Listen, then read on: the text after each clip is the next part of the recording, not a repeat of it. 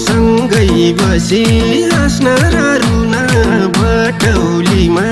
आऊ सानो भेट हुन सँगै बसी हाँस्न